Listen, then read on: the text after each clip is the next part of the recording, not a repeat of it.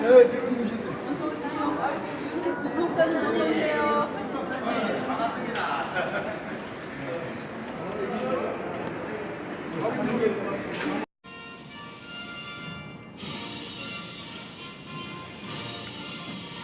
나는 자랑스러운 태극기야.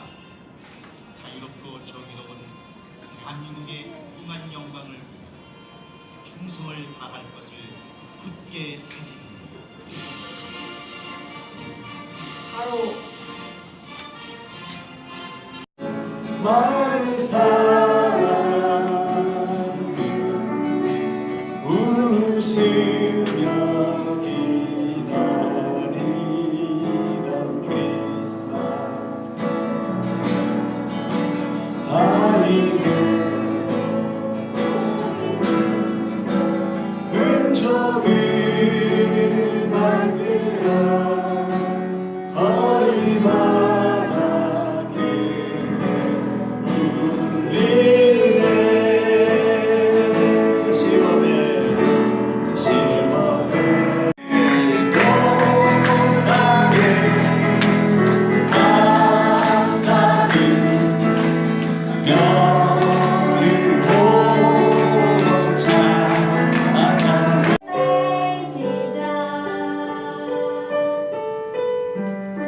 so Merry Christmas. All the carols and bells are going this way, and it's all you raise me up so I can stand the mountain. You raise me up to walk the stormy sea. I am strong when I am. 네, 그 역사 교과서와 자유민주주의에 대한 발제 중에서 아까 시간 제약상 5번, 6번을 잘 듣지 못했는데요. 간략하게 설명해 주시면 감사하겠습니다. 문제점을 원점과 간단하게 비교하면서 문제점을 좀 파악해 보도록 하겠습니다. 그 파악할 관점 네 가지인데요. 첫째로는 뭐냐? 첫째로는 태양광 발전이 가지고 있는 한계에 대해서 우리가 이런 부분에 대해서 그 토론이 있을 때마다 주로 이렇게 그냥 지나치는 경우가 있는데 이게 가장 중요한 거예요. 핵심이 뭐냐면은 태양광 발전이 우리한테 줄 수 있는 전기가 이만큼밖에 안 된다는 거예요. 그걸 국가의 그 주력 에너지로 삼겠다고 지금 막 국토를 파헤치고 있는 겁니다. 그것이 어느 정도로까지 한계가 있는지를 한번 보겠는데요. 자, 우리가 작년에 그 생산한 전기가 553테라와트입니다. 이걸 갖다 시간으로 따지면은 1시간에 63.1 기가와트가 되는데요. 1테라와트는 1000기가와트예요. 그래서 이렇게 생산을 했는데 원전을 빼고 가면 어떻게 되느냐 하는 것을 보는 것이죠. 태양광 발전이 1년에 1277시간 동안 발전이 가능합니다. 그렇다면 태양광 발전으로 발전할 수 있는 것이 80.6테라와트. 이게 최대치라는 거예요. 요거 더 자세하게 들어가면 절반으로 떨어집니다. 우리가 얻고자 하는 것이 553인데 크게 맞아가지고 80.6밖에 못 얻는 건데 여기서 원전을 없애버리면 어떻게 되느냐? 원전을 없애버리면은 LNG 발전이 작년에 22%가량 되고 석탄 발전이 43인데 통상 한 40% 정도 되니까 원전을 없애버리면 23% 부족이 온다는 거예요. 이게 제약 조건이기 때문에 어떤 그 토론을 하거나 정책 결정을 할 때 이게 제일 우선이 되어야 하고 이 범위 내에서 정책 결정이 이루어져야 하는데 태양광 발전으로 많이 그 발전할 수 있는 것처럼 국토를 마구 파헤치고 있는 거예요 지금. 자, 그래서 교과서에 보면 이 부분에 대해서는 어떻게 되고 있느냐? 무한한 자연 에너지라고 하고 있죠. 태양광은 무한한 청정 에너지다 이렇게 되고 있는 거예요. 태양광이 무한한 에너지인 건 맞는데 태양광으로 발전을 할 때는 1277시간이라는 그런 제약을 받는다는 것을 간과하고 있는 거예요. 그것이 가장 제약 조건이에요. 자, 그래서 이러한 것이 교과서마다 전부 다 무한 청정 에너지라고 이렇게 나옵니다. 그래서 그 각 관점을 갖다가 평가를 할 때 10점에서 0점까지로 점수를 한번 구해봤는데 제약이 있다라는 걸 설명하는 데가 하나도 없어요. 그래서 다 0점으로 처리를 했습니다. 근데 질문이 하나가 궁금한 점이 하나가 있죠. 태양광으로 햇빛이 잘 날 때 발전을 많이 했다가 발전 없을 때 사용하면 되지 않느냐 이런 궁금한 점이 생길 수가 있죠. 근데 국가가 사용하는 정도의 그런 대용량의 전기는 저장할 수가 없습니다. 자동차의 배터리, 그 다음에 핸드폰에 저장하고 집에서 태양광 패널로 낮에 발전했다가 저녁에 쓰고 이런 정도의 저장은 돼요. 국가가 쓰는 그런 대용량은 저장이 안 된다는 거예요. 그래서 원전이 없으면 저렇게 정전 상태로 갈 수밖에 없다라고 하는 겁니다. 두 번째로 전력 공급의 안정성인데 전력 공급의 안정성에는 세 가지 요소가 있습니다. 첫째로 발전량과 소비량이 같아야 돼요. 발전량이 많았다는데 전기는 남아도 정전되어요. 그 다음에 전격 주파수와 전격 전압 이 세 가지 중에 어떤 것도 안 되면 그냥 정전이 되어버리는 거예요. 어떤 분들이 이렇게 질문하십니다. 전기가 남는데 왜 정전이 돼요? 우리는 교류체계입니다. 근데 그래서 발전량이 소비량보다 많아지면 어떤 현상이 생기느냐? 주파수가 올라가면서 전격 범위를 벗어나서 다운돼 버려요. 정전돼 버린 거예요. 그래서 전기는 항상 발전량과 소비량이 일치하면서 봐야 하는데 태양광 발전은 어떤 단점을 갖고 있느냐? 간헐성이라는 약점을 갖고 있는 거예요. 우리가 전기를 써야 하는데 눈이 오거나 비가 오면 발전을 못하게 되죠. 전기가 충분한데 태양이 쨍쨍하면 마구잡이로 그냥 발전해버려요. 왜 발전하느냐? 국가가 보조금 준다 하니까 수만 명, 수십만 명한테 보조금 준다 하니까 보조금 받으려고 막 발전해버리죠. 그렇게 되면 전기가 남게 됩니다. 태양광으로 하면 모자라거나 남게 되는데 독일 같은 경우는 모자라면 수입을 하고 주변 국가에서 남으면 수출을 하게 되는데 우리는 에너지의 섬인 거예요. 그렇기 때문에 막혀 있는 겁니다. 그 중국과 러시아에서 전기를 수입하자 그러니까 천만에 왔습니다. 북한이 중간에 차단해버리면 우리는 백기통을 해버리는 거예요. 안보상 안 되는 건데 감히 그런 얘기를 한다는 건 정말 납득할 수가 없어요. 이건 아주 국가를 위험에 빠뜨리는 것인데 그래서 결론적으로 보면은 이와 같이 태양광 발전은 안정적인 전력 공급을 갖다 확보하기 어렵다라고 하는 거예요. 이렇게 전격 주파수 이런 걸 관리하는 게 상당히 까다롭습니다. 비용도 엄청 들어가요. 조금 이따 다시 얘기하겠지만 그래서 이 정전 문제가 우리가 인식하지 못하는 1000분의 1초의 정전만 와도 알루미늄 생산 공장이나 반도체 생산 공장에서 타격을 받아버립니다. 그러니까 전기가 조금 남고 조금 모자라고 하는 것이 얼마나 중요한 문제인지 아시겠죠? 자, 그렇습니다. 근데 다행히 이 부분에 대해서는 교과서에서 한 3군데에서 언급을 해주고 있습니다. 그래서 천재교육이라든가 교학사 교과서에서는 간헐성에 대해서 언급을 하고 있고 동아출판사에서는 태양광은 안정적이지 못하다라고 이렇게 되어 있어요. 그래서 5개 교과서에서 한 3군데에서 언급을 하고 있기 때문에 이같이 언급이 되어 있습니다. 자, 천재교육 고등학교인데 이것이 계절 같은 얘기가 나오죠. 계절이나 일기에 영향을 받는다. 이게 간헐성에 대한 얘기인데 5개 교과서에서 3군데에서 설명이 되고 있기 때문에 10점 만점에 한 6점 정도로 평가를 했습니다. 그 다음 환경이죠. 여기 오실 분들이라면 환경에 미치는 영향을 많이 알고 계시죠. 아까 한은옥 박사님께서도 말씀하셨지만 자, 이제 태양광이 어떤 환경에 영향을 미칩니까? 세척제에 들어있는 중금속 다 알고 계시죠? 자, 그렇습니다. 그 다음에 또 뭐가 있느냐? 태양광 패널 자체가 폐기가 안 되는 거예요. 이 자체가 환경 오염 물질이에요.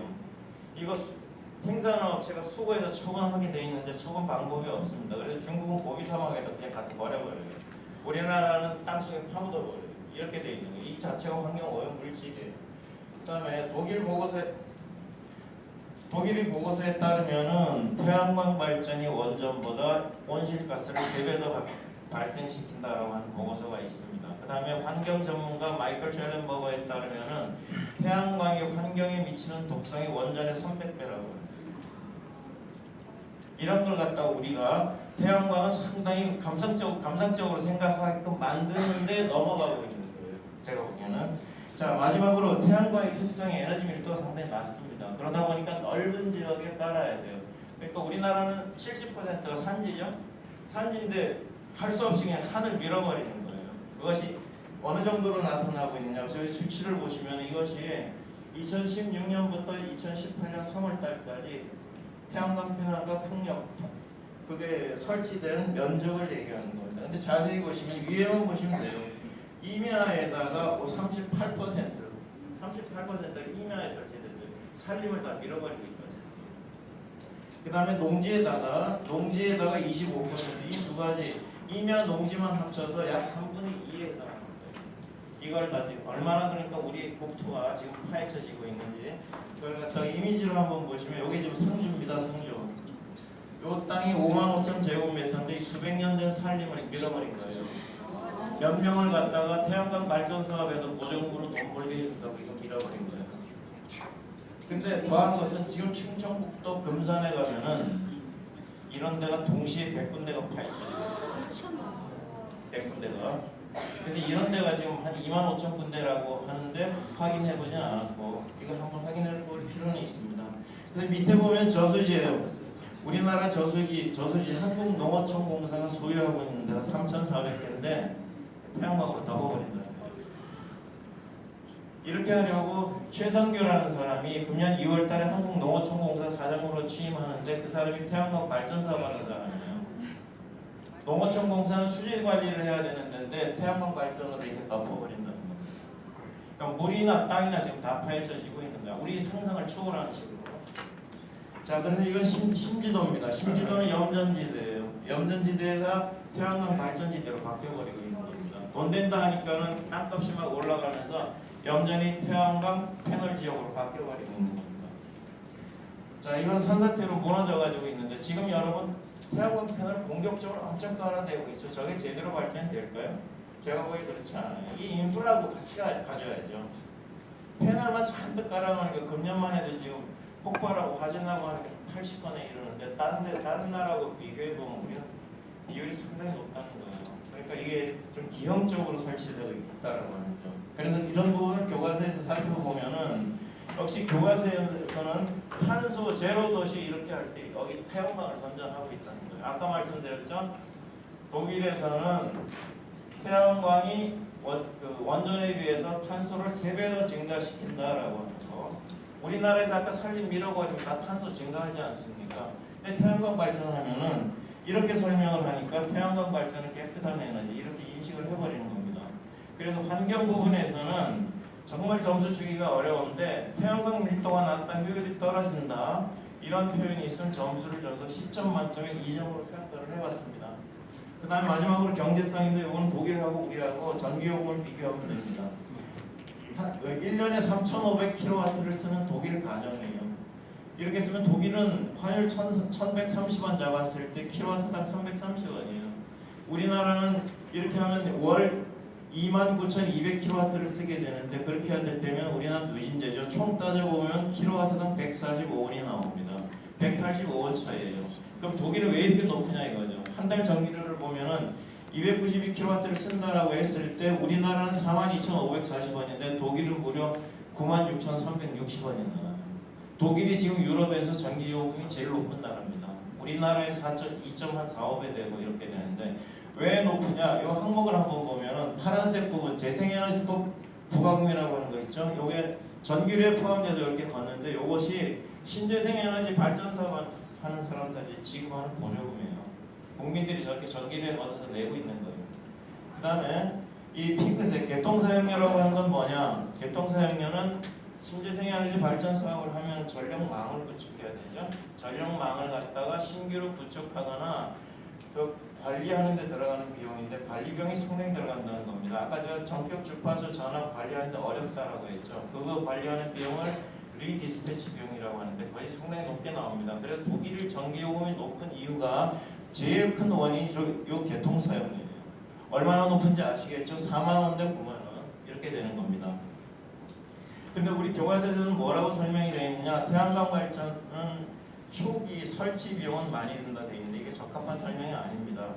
초기에 설치 비용이 많이 드는 것은 내가 전기를 자급자족 할 때 그렇게 되는 거예요. 우리 집에 전기요금 아끼자 할 때 그렇게 되는 건데 수만 명, 수십만 명한테 보조금 줄 테니까 발전 사업하라 그러면 국민들이 보조금 다 부담하는데 싸질 리가 있나요? 지금 이와 같이 비싸지는 거죠.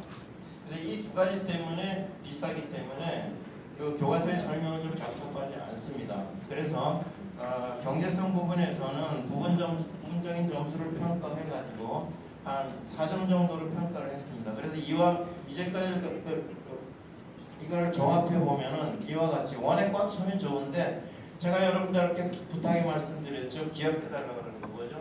태양광 발전 15%밖에 안 된다. 5도 실제로 따르면 거기서 절반으로 꺾인다. 그걸 국가 에너지로 삼으려고 하니까 태양광 무지하게 그냥 설치하고 이렇게 되는 거예요. 근데 거기에 대한 설명이 전혀 없다는 거. 에너지 전환 정책의 기본 그 명분이 환경인데 환경에 대해서 정작 정확한 설명이 제대로 되고 있지 않다는 거. 그래서 이렇게 미흡하고 보완되어야 될 점이 많다는 것을 결론적으로 말씀을 드리고요. 한 가지 더 부연하면은 21세기는 에너지 시대예요. 21세기 국제질서의 핵심에 에너지라는 아젠다가 있고 지금 미국과 중공의 패권 경쟁 그 핵심에 에너지라는 아젠다가 있는 거예요. 중국이 저 남아시아에 인공섬 지어가지고 이거 우리 땅이다 하죠. 에너지 수송로 확보하는 겁니다. 외국에서 우리나라는 절호의 기회를 맞았다라고 하는 거예요. 우리가 유럽과 미국의 표준 설계 인증을 득한 유일한 나라입니다. 에너지 시장을 주도하는 국가가 21세기의 국제 질서를 주도할 것이다라고 전망을 하고 그것이 우리나라라고 외국인들이 부러워하는데 우리는 이 원전을 깨버리는 거예요. 어떻게 해야 돼요? 자, 여러분 그래서 우리가 지금 원전의 생태계가 3년이면 깨진다고 합니다. 1년 반 동안 깨져왔어요. 내년이면 당장 500개의 중소기업이 없어지게 되어 있어요. 지금 그 중소기업들이 도태하면서 장비 팔아가지고 밀린 급여를 지급하고 있는 거예요. 그러니까 국민들이 지금 이 사실을 더 경각심을 가지고 단합해서 한원옥 박사님 이런 분들이 강의시키고 잘 듣고 일어나야 되는 거예요. 여러분 그럴 필요성이 느끼십니까? 네, 감사합니다. 이는 명백한 사실입니다. 그런데 불통 문정부가 자유를 삭제한 정체불명의 그냥 민주주의로 초, 중고 교과서를 개정하고 있습니다. 북한의 정식 명칭은 조선민주주의 인민공화국입니다. 이 명칭 속에 김일성 일가가 만들어온 북한의 정체성이 드러납니다. 조선이 어떤 나라였습니까? 양반과 상놈의 구별이 엄격했고 남녀의 차별이 하늘과 땅만큼이나 컸고 모든 백성은 한 군주의 소유물이었습니다. 조선민주주의라는 용어는 자유민주주의의 그 민주주의와 확연히 다른 것입니다. 자유민주공화국은 자유로운 개인들이 주권을 가진 나라이고 인민민주공화국은 조선의 임금과 유사한 한 독재자에게 주권이 있는 나라입니다. 내 삶을 책임지는 국가, 더불어 잘 사는 경제, 고르게 발전하는 지역, 평화와 번영의 한반도. 이것은 KTV 자막으로 계속해서 지금 반복되고 있는 광고 문구입니다. 책임과 자유는 동전의 양면처럼 함께 갑니다. 내 삶을 책임지는 국가는 내 삶의 주권도 갖게 됩니다. 어떤 평화냐? 어떤 민주주의냐? 진지한 성찰이 필요하다고 생각합니다. 시끄럽지만 각양각색 다양한 개인의 자유로운 소리가 나오는 그런 평화인지 아무도 이의를 제기할 수 없는 죽음의 고요한 평화인지 다수의 후보 혹은 여러 가지 의안 중에 개인이 자유로운 선택 투표권을 행사하는 자유민주주의인지 한 명의 후보 하나의 의안에 대해 찬반만 공개적으로 투표하게 해서 99%의 찬성률을 유도하는 북한, 중국과 같은 사회주의 인민민주주의인지 구별해야 한다는 것입니다. 월맹군의 지도자로서 남베트남까지 공산화시킨 호치민을 존경한다는 분들은 정말 그를 알고서 하는 말일까요?